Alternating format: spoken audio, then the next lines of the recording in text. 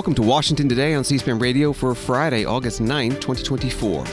White House spokesman John Kirby says that extremists, including those in Israel's government, will not succeed in undermining U.S.-led efforts to get a ceasefire deal between Israel and Hamas that will include the release of hostages as talks resume next week.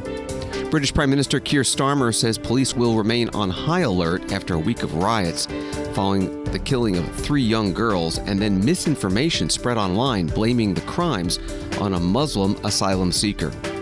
In the U.S. presidential race, Republican nominee Donald Trump holds a rally in Montana, and the Democratic team of Kamala Harris and Tim Walz will campaign in Arizona. Today is the 50th anniversary of the resignation of President Richard Nixon. We'll hear some of his speech to the nation back in 1974 and talk with historian and Nixon biographer John Farrell. White House celebrates the second anniversary of the signing of the Chips and Science Act, which promotes domestic high-tech semiconductor computer chip research and manufacturing. And the Agriculture Department wishes Smokey Bear happy 80th birthday. From Associated Press, Israeli troops launched a new assault Friday into the southern Gaza city of Khan Yunis, targeting Hamas fighters who the military claims still operate there despite repeated offensives, as American, Qatari, and Egyptian mediators renewed their push for Israel and Hamas to reach a ceasefire deal. Israeli evacuation orders triggered yet another exodus of Palestinians from the heavily destroyed eastern districts of Khan Yunis, where many had just returned less than 2 weeks ago after the Israeli military's last incursion into the city in July. A wave of Israeli airstrikes in the city Friday killed at least 21 Palestinians. Medics at the city's Nasser hospital said. That was from Associated Press. The White House National Security Communications Advisor John Kirby, in an online audio news conference, talked about the ceasefire talks. On Tuesday, the president spoke with Sisi and Tamim on the hostage deal and a way forward to close remaining gaps and to see if we can get this deal concluded. That's what led to the joint statement yesterday, which as I know we briefed yesterday on, makes very clear that now is the time to close this deal.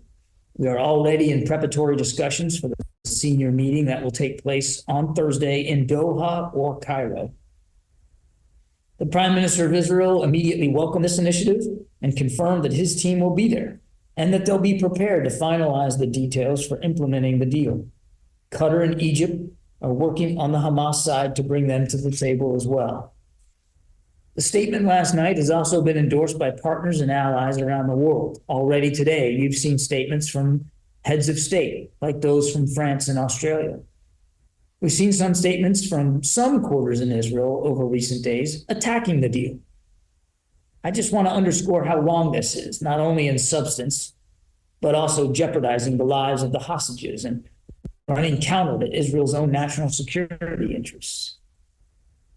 Some critics, like Mr. Smotrich, for example, have claimed that the hostage deal is a surrender to Hamas, or that hostages should not be exchanged for prisoners.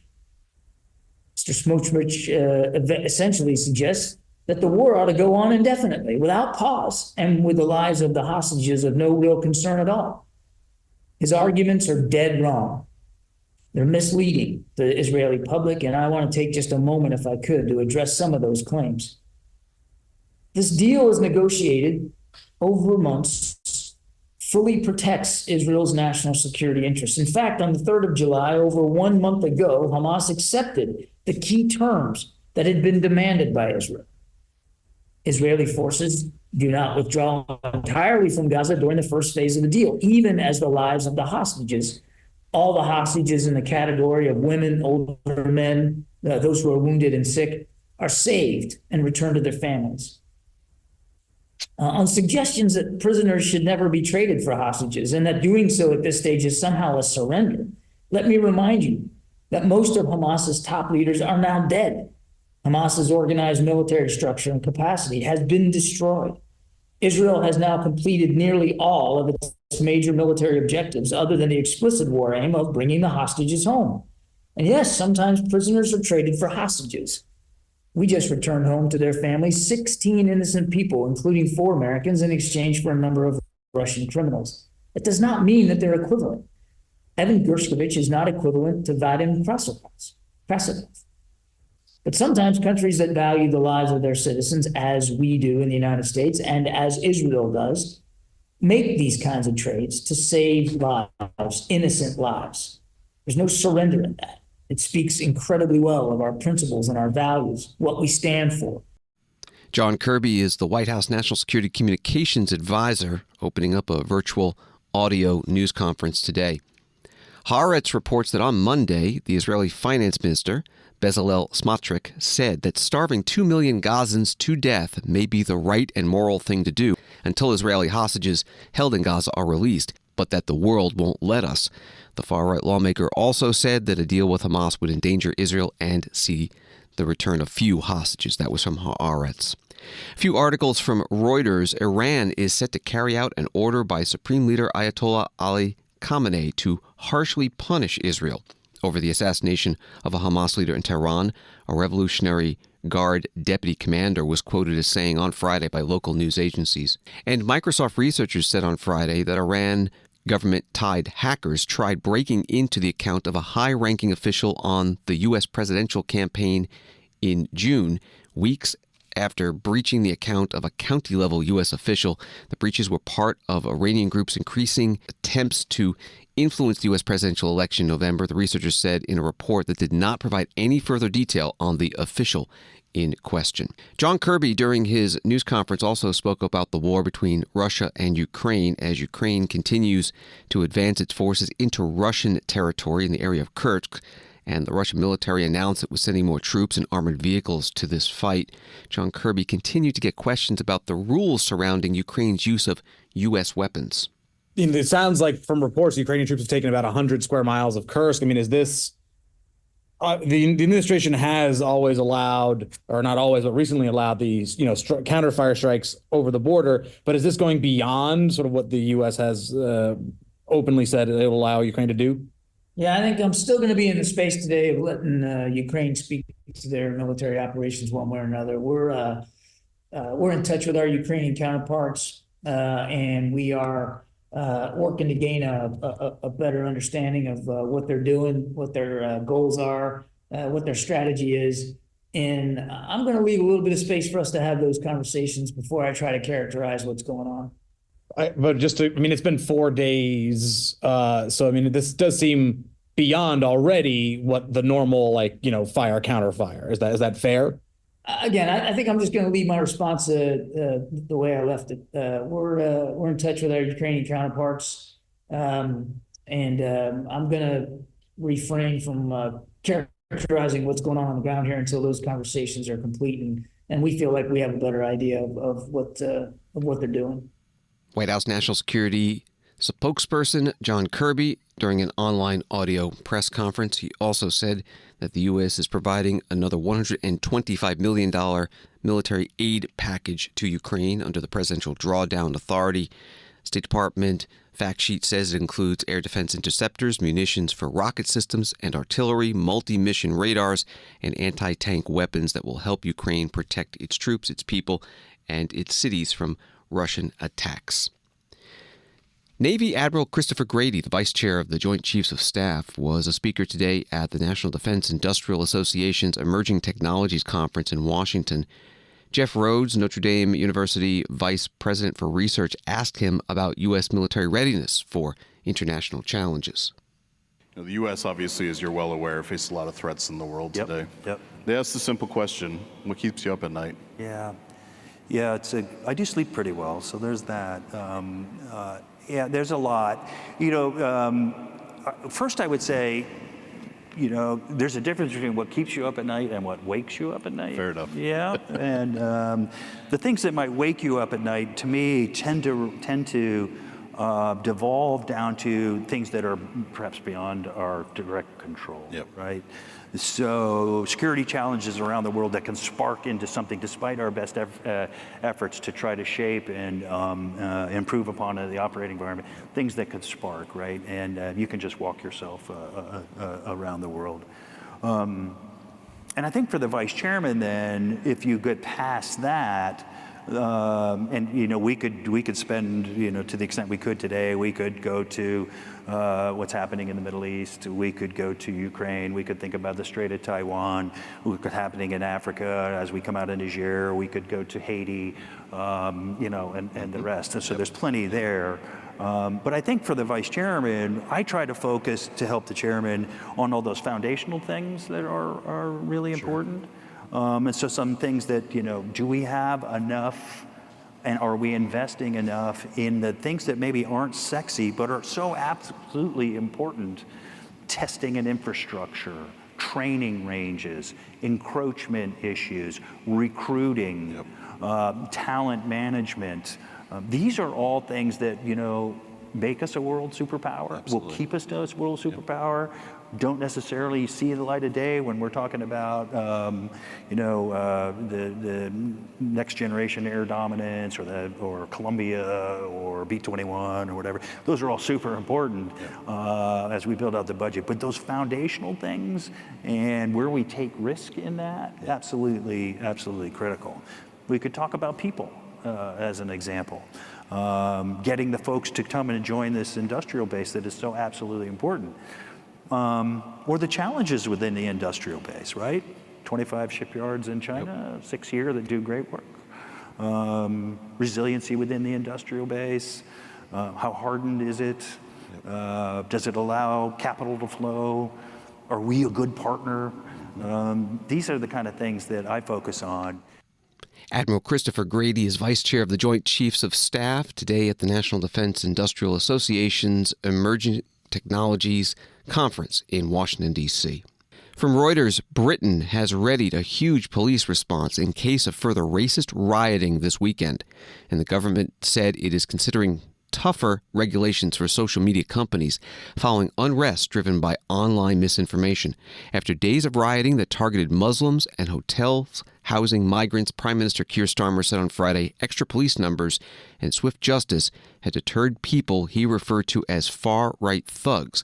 The violence has died down since Wednesday. About 600 arrests have been made since riots broke out across the country after online posts falsely identified the suspected killer of 3 young girls in the knife attack on July 29th in Southport, northwest England, as an Islamist migrant. That was from Reuters. Prime Minister Starmer visited Metropolitan Police Headquarters in London today.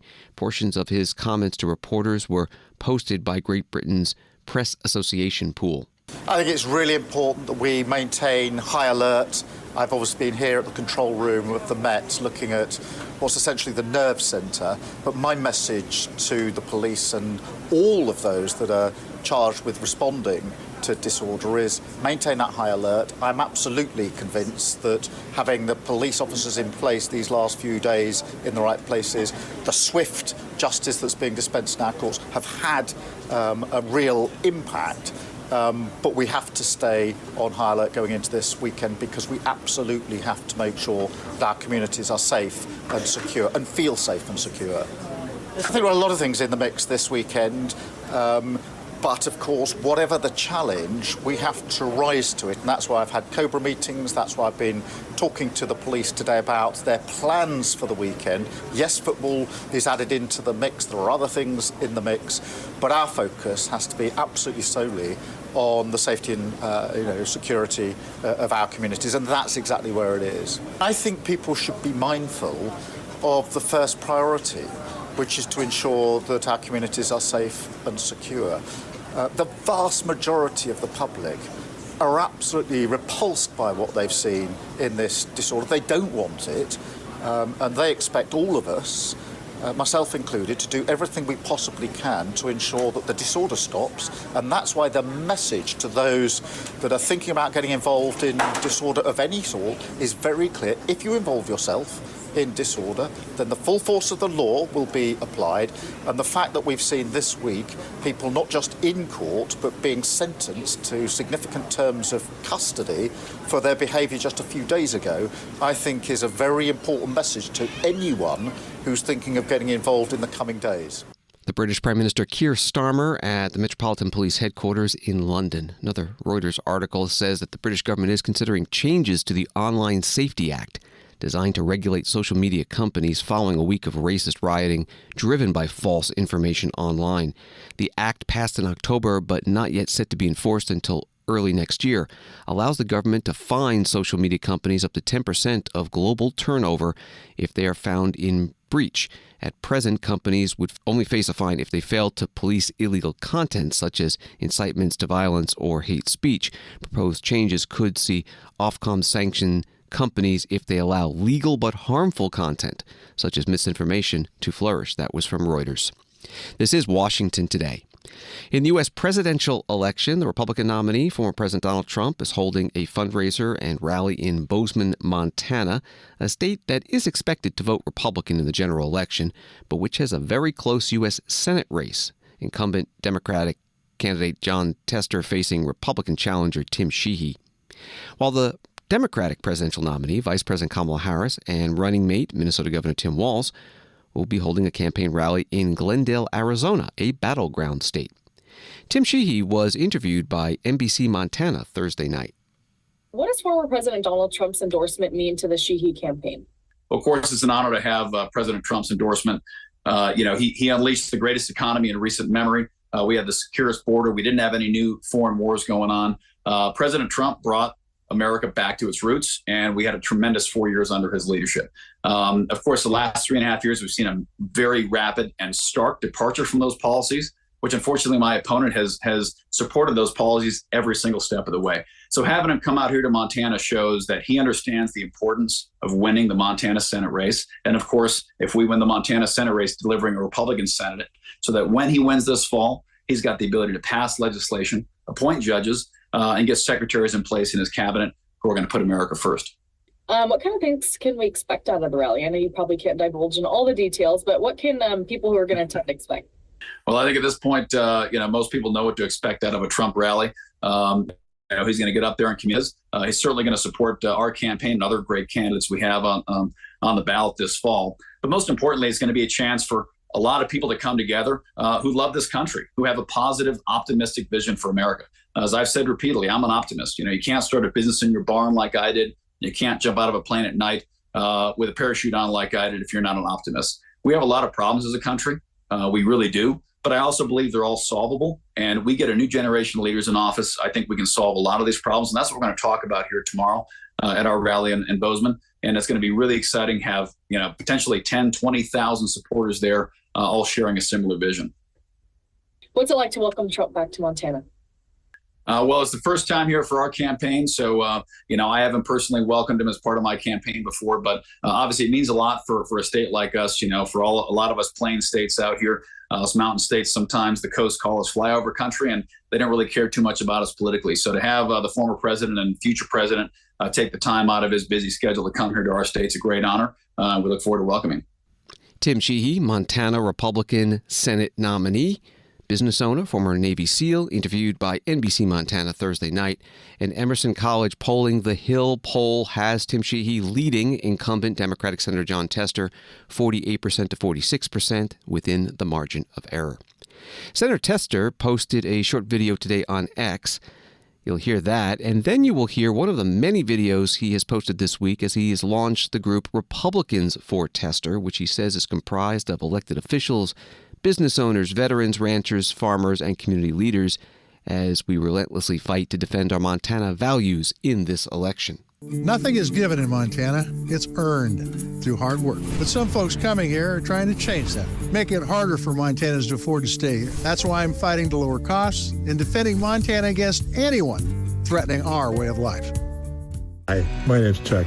I've worked for 3 Republican governors, and I'm proud to support John Tester for re-election to the United States Senate. In fact, I've known John since he was first elected to the Montana legislature from Big Sandy. I was chief of staff to Montana Senate Republicans when John was Senate president. I've known him ever since. I've been impressed with his ability to represent all of us, to work across the aisle. John doesn't toe the party line. John fought for our values. He wants to keep the government out of our private lives. He stands up for rural America. He stands up for rural Montanans, and he cracks down on runaway government spending. John won't let the government tell us what to do or what to think. He protects our freedoms that are so important to all Montanans. John is a real Montanan. He understands what we want and what we need. He was born here and lived here all his life. He's the one person I trust to fight for us in our way of life. Join me, Chuck Butler, and other Montanans in supporting John Tester's re-election to the United States Senate. Videos from the Senator John Tester re-election campaign. Republican presidential nominee Donald Trump will be holding a rally in Bozeman, Montana tonight for his campaign and in support of Tester's Democratic opponent, Tim Sheehy. Live coverage on C-SPAN scheduled to begin at 10 p.m. Eastern. C-SPAN will also be carrying the rally of Vice President Kamala Harris, the presidential nominee, and Governor Tim Walz, the vice presidential nominee on the Democratic side, in Glendale, Arizona tonight. That's scheduled to start at 8 p.m. Eastern. Arizona Republic writes that since Kamala Harris took over the top of the ticket last month, she has made up much of the ground that President Joe Biden had lost to former President Donald Trump in the years since the 2020 election. The race has narrowed, public polling shows, and the Cook Political Report, a nonpartisan group that forecasts elections, this week moved Arizona from lean Republican to toss-up. Kari Lake, Arizona Senate Republican nominee, was asked Thursday at a news conference in Chandler, Arizona, about the presidential race. With Fox News. So it's like the Cook Political Report today shifted Arizona from lean Republican to toss-up.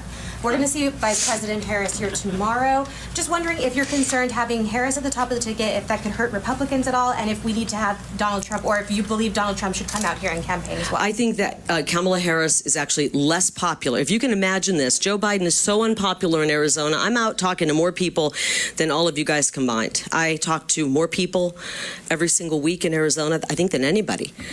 And because I'm a populist candidate who has a great relationship with the people. People don't like Joe Biden. That's pretty obvious. They like Kamala Harris even less. They understand that she hasn't done anything for the border. I don't really believe all the public polls. I've seen a lot of polls. I tend to like the ones that are the internal ones. That's the one where there's no BS involved.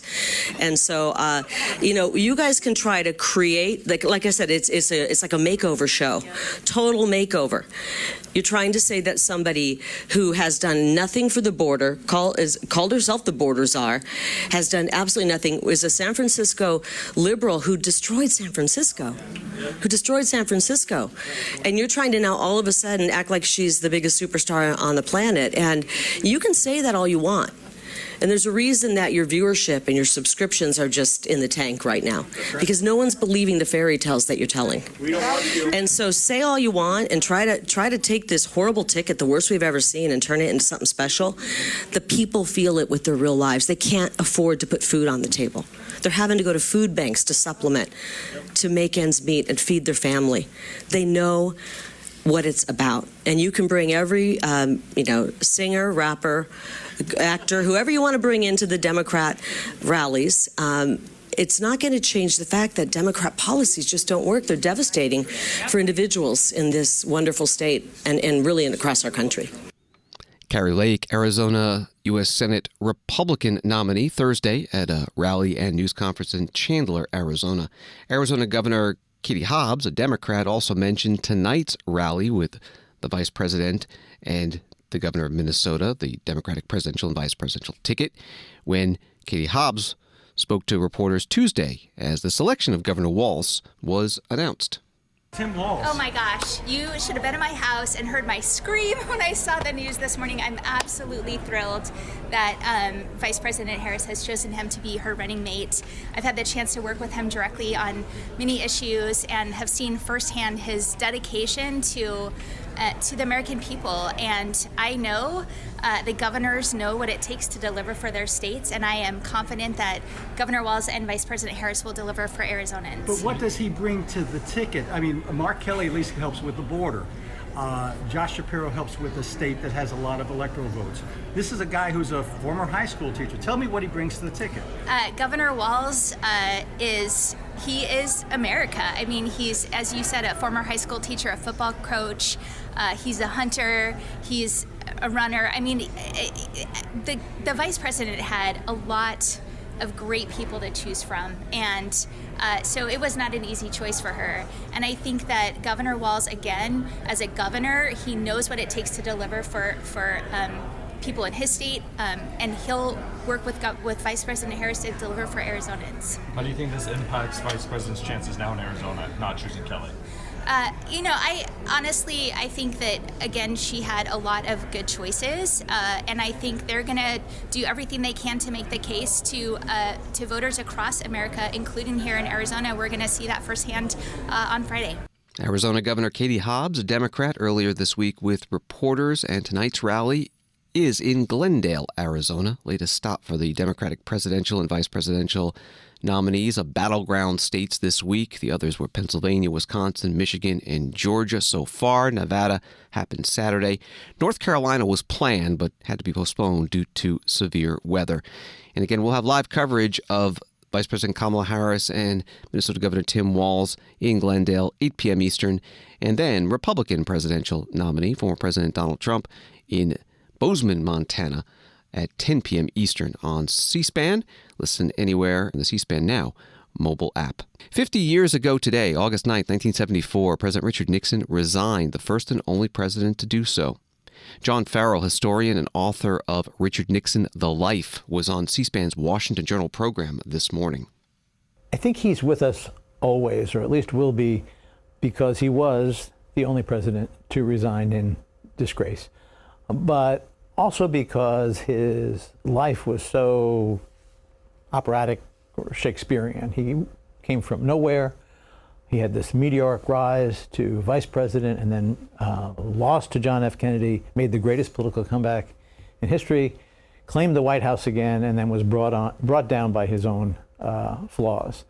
And it's just an irresistible story. Along the way, he was a very polarizing figure. So half the country hated him and half the country loved him. A huge portion of the country loved him right up until the end. And so as long as a couple of generations are still around, he's going to be a magnetic figure. What was President Nixon doing 50 years ago this morning? Take us back. He actually had he varied from his usual routine. He usually ate a very simple breakfast of skim milk and cereal, or maybe yogurt from his favorite Southern California dairy. But in this case, he was down in the kitchen, and there was the steward, and he said, well, let's roll the dice and let's have corned beef hash and eggs. And so they whipped him up a breakfast of corned beef hash and eggs, which he later said was probably too heavy for the events of the day that he was going to have to face.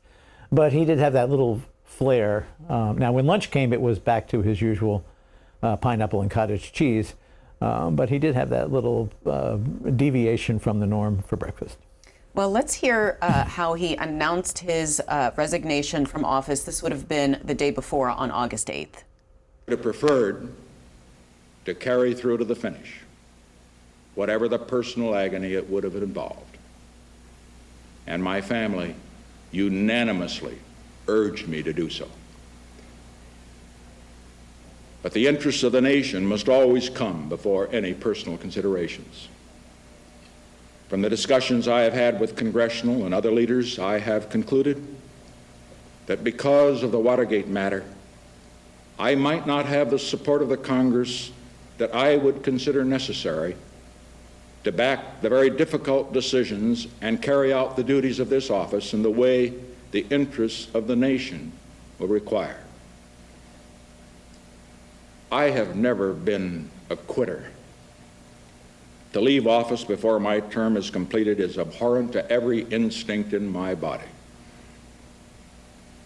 But as president, I must put the interests of America first. America needs a full-time president and a full-time Congress, particularly at this time with problems we face at home and abroad. To continue to fight through the months ahead for my personal vindication would almost totally absorb the time and attention of both the President and the Congress in a period when our entire focus should be on the great issues of peace abroad and prosperity without inflation at home. Therefore, I shall resign the presidency effective at noon tomorrow. Vice President Ford will be sworn in as president at that hour in this office. John Farrell, you would have been a very young man at I remember it well. I remember both. What was your reaction when you watched that? I was here in Washington, D.C., and the atmosphere that night, when and that afternoon before he announced, when word got out that he was going to make this speech, was giddy. There were people driving around the White House in caravans, honking horns. There was a great celebration. In contrast to the next morning, when it was 50 years ago today, it was a typical swampy August morning, misty day, and very much more solemn, and capped by his amazing farewell speech to his staff, which I think was one of the great moments in American history. We'll definitely have a portion of that. But why giddy? I think because, Vietnam. Watergate was Vietnam. As Robert Haldeman, his chief of staff, said, if you examine the Nixon presidency, your first thought has to be that every single moment of every day, every decision somehow was related to Vietnam. Vietnam tore the country apart. It was ripped apart, and I think we're still living through some of the repercussions from Vietnam today. John Farrell is author of Richard Nixon, The Life, on C-SPAN's Washington Journal. This morning, you've been listening to just a bit of it. You can find the full segment archived at our video library at cspan.org. And on Saturday, C-SPAN's American History TV will mark the 50th anniversary of President Nixon's resignation from office, which is today, August 9th, 1974, with all-day programming. You can find the schedule at cspan.org/AHTV. And to hear more about the announcement, reaction, and impact, listen to our podcast, Presidential Recordings. Hear from President Nixon himself in taped conversations with staff, family, and more. Find that at cspan.org/podcasts/presidential recordings. Washington Today continues in a moment. As more people cancel cable TV, C-SPAN's funding is at risk. This summer, an anonymous donor has stepped up to help by matching all donations up to $25,000. I'm Caitlin with C-SPAN, and this means your gift will go twice as far. Your donation supports unfiltered access to government and public affairs programming, including the C-SPAN podcasts you value. Visit cspan.org/donate to make your gift today. Every dollar helps us reach our $25,000 goal. Thank you for listening and supporting C-SPAN. Donate today at cspan.org/donate. Welcome back to Washington Today, available as a podcast wherever you find your podcasts and on the free C-SPAN Now mobile app. From UPI, the White House on Friday touted progress the administration has seen in the 2 years since the CHIPS and Science Act was signed into law. Tech companies have pledged more than $395 billion in investments in semiconductors and electronics over the 2 years since the act, creating more than 115,000 jobs, the White House said on Friday. Today was the anniversary. The Commerce Secretary Gina Raimondo putting up this video. 2 years ago, I talked about what a chip is. This week is special because 2 years ago, President Biden signed the CHIPS and Science Act into law. CHIPS and Science Act is a historic piece of bipartisan legislation that will allow us to manufacture semiconductors in this country again, boost research and development, and secure our national security. We have been so busy. We have already announced funding for 23 new projects in 15 states. This means a more secure America for every American. It means we're less dependent on other countries, and really importantly, it means good jobs. It means new manufacturing jobs for Americans with and without college degrees. And it means that we're believing again in American workers, American manufacturing, American research and development. And all of this is possible because of President Biden's amazing leadership and his Investing in America agenda. A video with the Commerce Secretary Gina Raimondo. The White House says the U.S. currently makes about 10% of the advanced computer chips and is on track to increase that to nearly 30% by the year 2032. Congressman Kevin Hern, Republican from Oklahoma, chair of the Republican Study Committee, which is the largest conference within the House Republican majority, spoke today about his party's priorities about government spending and the economy. He was at a conference called The Gathering, hosted by radio show host Eric Erickson, and it was held in Atlanta. I've got friends of mine who are in Congress who they've been obviously very frustrated in the past year. We have a very narrow majority and different competing interests that sometimes members of the Republicans in the House might trip over their own feet. How do you try to balance being a conservative but also working with leadership in a way that might advance agendas that maybe doesn't exactly go the way you want to go, but you feel like you've got to lend your vote to get something done? Well, I don't often compromise my morals. I think you learn things. I think if you go with your eyes wide open, you don't know everything. It's Congress. Once you get into Congress, there are really no books written about how complex federal government really is. There are a lot of people who will say that they're steadfast, but what you realize at the end of the day, it's much easier to vote no and go back home and tell everybody you vote no. But you can't legislate that way. But there are some principles you have to put in place. I am a staunch conservative when it comes to being, fiscally responsible and fiscally accountable to the taxpayer dollars. One of the things, if not the most important thing the Republican Study Committee is known for, is putting out balanced budgets. Just for everybody's understanding, why our runaway spending is such a problem. I've never voted on a budget since I've been in Congress. There's never been one put on the floor. The only budgets that have been done are from the Republican Study Committee. I chaired that subcommittee on the RSC for 4 years ago. And just to give you the complexity of the budget, $13 trillion to balance in 10 years, 4 years ago. The next year, about $14.4 trillion of cuts over 10 years to balance. That means for 10 years, having what we would consider to be austere measures to get to a neutral deficit. Last year, as the chairman of the RSC, that subcommittee being underneath my chairmanship, Ben Klein from Virginia chaired that subcommittee, but I also sit on that. It was about $16 trillion. This year, $17.7 trillion. So the trend is not getting easier. So for everybody that thinks that it's going to be easier next year than this year, it is not so. And for all of you in your household, for your businesses that are in county government, city government, state government, everybody that I just mentioned has to have a budget. And for the most part, they have to balance. Or at some point in time in the future, they have to balance. When you look at that, a budget is more, as I've shared with leadership just recently, a budget is more than just a financial gathering of data or putting numbers on a balance sheet. It is where you focus. If you put together a budget and you pass a budget, which is, by the way, the 1974 Budget Control Act said Congress has to do, we're violating federal law as members of Congress by not putting a budget forward, both sides. If we do a budget, it focuses all the 22 authorizing committees and the 12 appropriation committees on getting a job done, meeting and putting things together. And the way typically you would do a budget in your business is you would take numbers and you put numbers together and you get to a bottom line that says, okay, I can live with that. Then you go back and you work on policies for each of those line items in business, state government.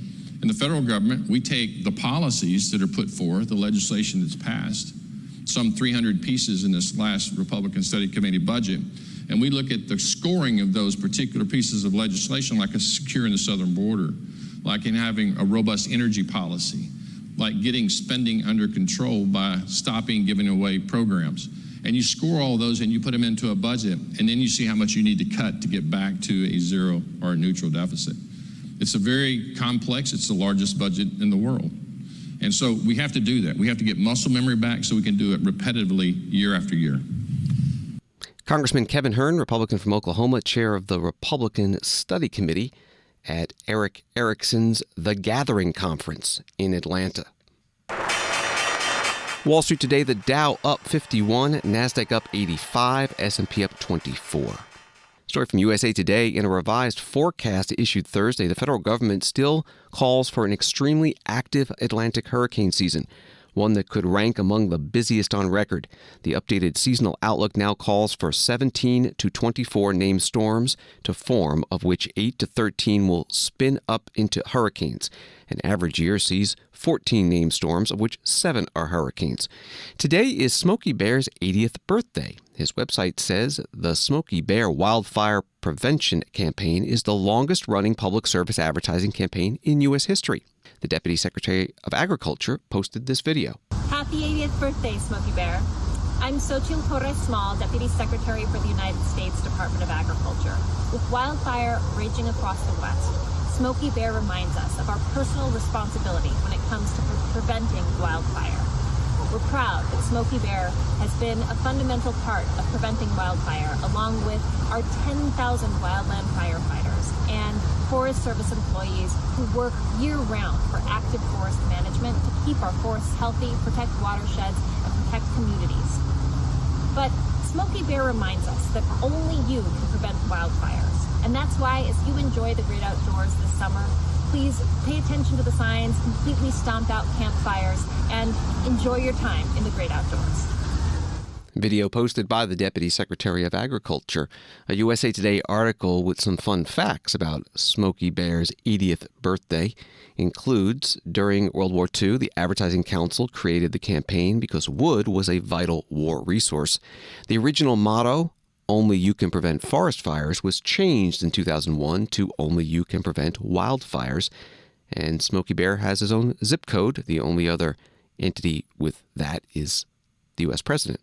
And the National Interagency Fire Center says there are 91 large active wildfires being managed with full suppression strategies nationwide currently. And wildfires have burned over 2.3 million acres. Thanks for listening to Washington Today. Subscribe to C-SPAN's free evening newsletter Word for Word, and you'll have the stories making headlines in Washington sent to your inbox every day. Sign up at cspan.org/connect. Have a good night and weekend.